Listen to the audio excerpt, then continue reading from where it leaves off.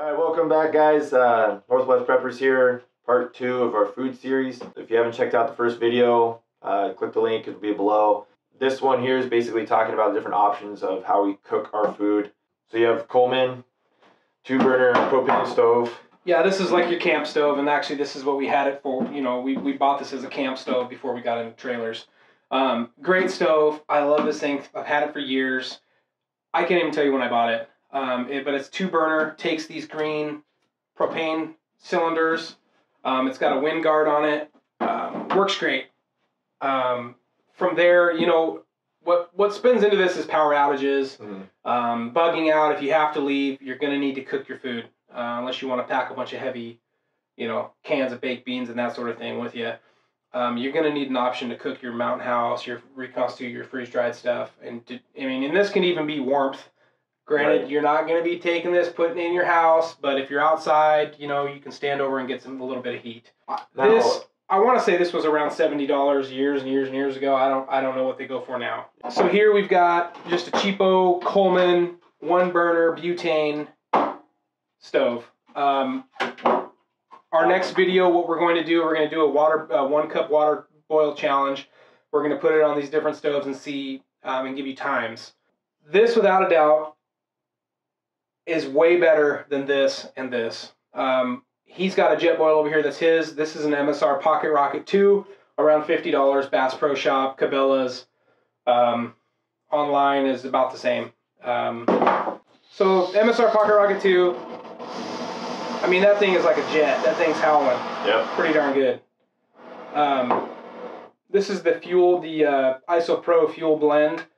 I just buy the MSR brand with this stove. Do you have to? Probably not. I just do it just because. I think I just buy whatever's available. This one's like a Burton fuel blend. As long as it says fuel blend and that's what you're supposed to be using it with, that's what we'll use it with. So that's just me. And this one here, this is a Sterno brand. Got it from Fred Meyer's, around $20. I think $19.99.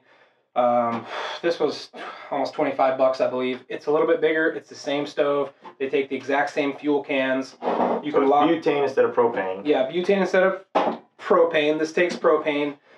Now these were like $4 a can, $5 a can. Yeah, $3.97, something like that. These are about between $5 and $8, depending on the size. You can get bigger ones, smaller ones. There's also those little fuel cans, the Sterno's gel that you light and put under, you know, the food to keep it warm in a party. That can be your heat, and that can also cook. I don't get those. I worry that they're going to spill. Right. It could be a mess. But for fire starting, I guess you could take some of that gel out and throw it on some wood, and you could start a fire that way. It's multi-purpose. Absolutely. So we just wanted to go over different options for your family. I have busted this out. Last time we lost power on the kitchen table, busted this out and did our tea and our coffee, and then power came back on like an hour later. But it's something. Had we needed to cook breakfast, I mean, we could bust these stoves out. We've got a trailer that runs on propane that's got a 3-cook propane burners and then an oven. Then we have multiple propane barbecue grills, and then we've got 2 charcoal grills as well. I was going to say charcoal is another option. Don't use your charcoal inside. It's not a heat source. Don't use it to cook inside. Yes, you're going to get very sleepy, and your lips are going to turn purple. Yeah, I shouldn't laugh at that because, how many people do it every year. Every year when the power goes out, people bring their generators and their damn barbecue grills inside, and they kill their whole family. Yep. Don't do that. So, so the Jetboil is, almost identical to this, but it's literally like twice as much. They were huge on trying to how fast it will boil water. It does boil water in about a minute.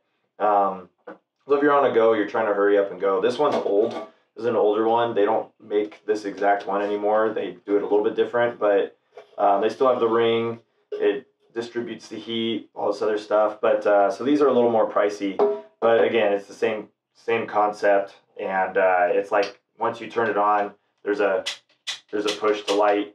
Well, that's nice. So you don't have to have a lighter. Yeah. So all you would do, you literally just I'll turn it on. But yeah, do that. Hit it, and you're good to go. That's all you have to do. And then it takes about a minute for the water. For a cup of water? For a cup of water. 8 ounces? Yeah, just to boil. However much. I just dump it in here. If I'm making my coffee, it's typically 12, 16 ounces, and it boils in a good amount of time. So, yeah. So just have different options, guys, with with how you're going to cook, and you need to make sure that you don't just have 2 cans of butane. You need to store the butane as well. Mm-hmm. If you're using your charcoal grill, it's probably the cheapest to buy a bunch of bags of charcoal. However, you're not cooking as long as that charcoal's burning. I mean, you waste a lot of cook time because the charcoal burns out. These, you can buy 3 of them for about $10 in our area. A little more on the spendy side. We have natural gas here at our house. Case in point, a couple days ago, there was a huge gas line explosion in BC, in British Columbia. PSE then floated everything to their customers saying, cut down on your consumption. Yeah. My work, we had to cut down on our consumption at work. All of our buildings were 62 degrees.